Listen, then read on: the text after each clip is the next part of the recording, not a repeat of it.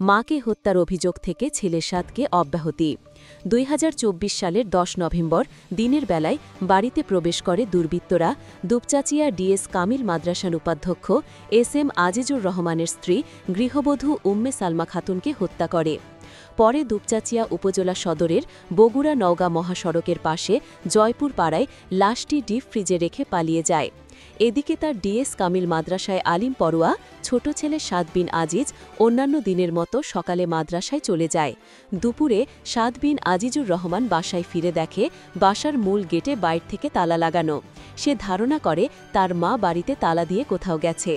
তার কাছে থাকা চাবি দিয়ে তালা খুলে ভিতরে প্রবেশ করে। মাকে না পেয়ে আশেপাশের বাসায় খোঁজাখুঁজি করে। সেখানে না পেয়ে বাসায় ফিরে এসে ঘরের জিনিসপত্র এলোমেলো সহ ঘরে রক্ষিত আলমারিতে কুড়াউজিয়ে আঘাতের চিহ্ন দেখতে পায়। সে তার বাবা এস আজিজুর রহমানকে মোবাইল ফোনে খবরটি জানায়।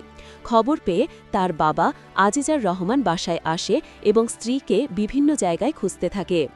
এক পর্যায়ে বাসার ডিপ ফ্রিজের ঢাকনি কিছুটা উঁচু অবস্থায় দেখতে পায়। ফ্রিজের ঢাকনি খুলে হাত পা বাঁধা তার স্ত্রী উম্মে সালমা খাতুনকে উদ্ধার করে। দুপচাচিয়া স্বাস্থ্য কমপ্লেক্সে নিয়ে গেলে কর্তব্যরত চিকিৎসক তাকে মৃত ঘোষণা করেন। এ ঘটনায় পুলিশ, ডিবি, র্যাব সহ বিভিন্ন সংস্থা তদন্তে নামে। এ সংক্রান্তে তার বড় ছেলে নাজমুস সাকিব বাদী হয়ে অজ্ঞাতনামা আসামিদের বিরুদ্ধে থানায় মামলা দায়ের করেন।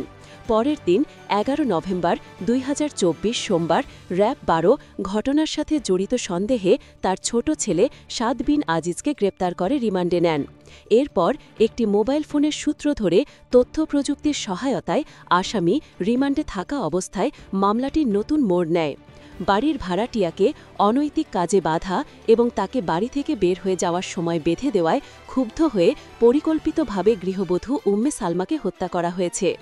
নারী ভাড়াটিয়া উপজেলা উত্তর সাজপুর গ্রামের আইয়ুব আলীর স্ত্রী মাবিয়া সুলতানা হাসি সহ ৩ জন এই হত্যাকাণ্ডে জড়িত।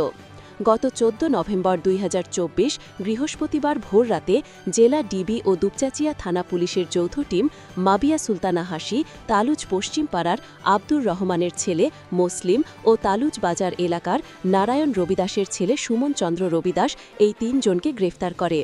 আদালতে ভাড়াটিয়া মাবিয়া সুলতানা হাসি, মুসলিম উদ্দিন ও সুমন রবিদাস হত্যার দায় স্বীকার করে।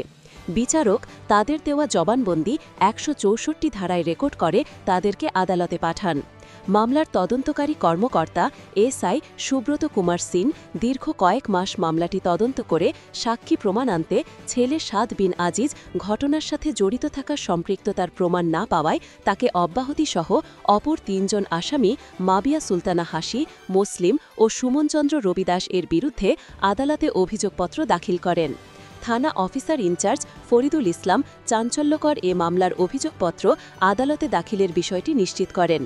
গত ২১ সেপ্টেম্বর মঙ্গলবার বগুড়ার সিনিয়র জুডিশিয়াল ম্যাজিস্ট্রেট দুপচাচিয়া আমলি আদালতের বিচারক আরিফুল হক এর আদালতে উভয় পক্ষে শুনানি অন্তে ছেলে সাদ বিন আজিজকে অব্যাহতিসহ অপর ৩ আসামি মাবিয়া সুলতানা হাসি, মুসলিম ও সুমনচন্দ্র রবিদাস এর বিরুদ্ধে অভিযোগপত্র গৃহীত হয়।